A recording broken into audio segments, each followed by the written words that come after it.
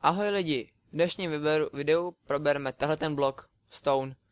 Stone je blok, který se zcela normálně nachází v Minecraftu pod úrovní 60 a níž, ale já jsem v tomhletom upraveném světě, kde mám pro vás připravené tyhle věci a my je postupně probereme.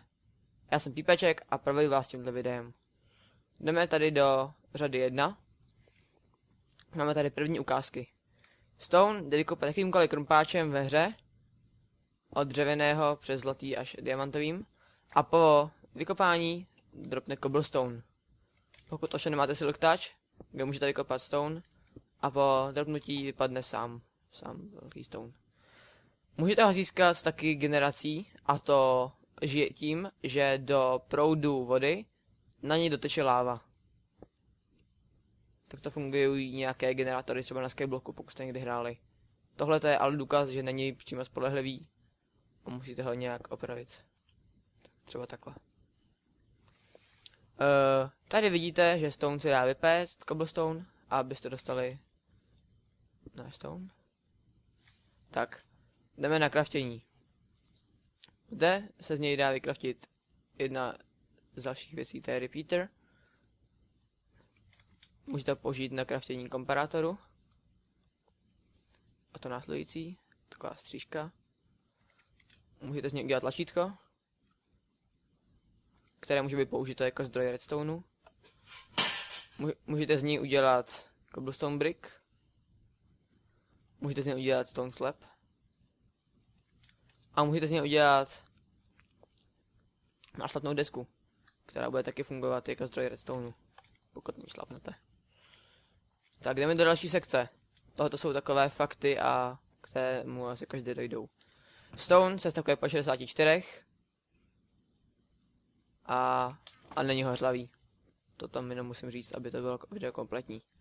Jdeme do další sekce, já si jenom uklidím inventář. Tohle je spíše technická sekce, kde budu rozbírat redstoneové vlastnosti a tak. Stone je plný blok, to vidíte jak tady na tom pokusu tady, že signál jde skrz. To samé je použito tady, jenom trošku jinak. To můžete vidět i tady na tom příkladu, když ho dám přes ten beacon, tak ten stožár za chvíli bude pryč, a když to odkopu, tak světlo se nám znovu zobrazí. A další způsob, jak to zjistit, je, že na něj jde položit redstone. To znamená, že stone je plný blok. Jdeme na čtvrtou lekci, a ta se hodí jen pro ty z vás, kteří něco umí s comment blokama a které to zajímá a tak. Stone jde položit normálně příkazem. Jo, počkejte, já musím teďka do kreativu, aby to šlo ukazovat. Stone jde položit příkazem set block a nemusí mít žádné za sebou čísla. Tak. A tady vám ukazuju, má 6 různých datatagů, což je od 0, má jich 7, od 0 do 6, a 0 dělá to samé co stone, a každý další dělá vždycky variantu další tohle. Tohle to je za diorite, granite a andesite.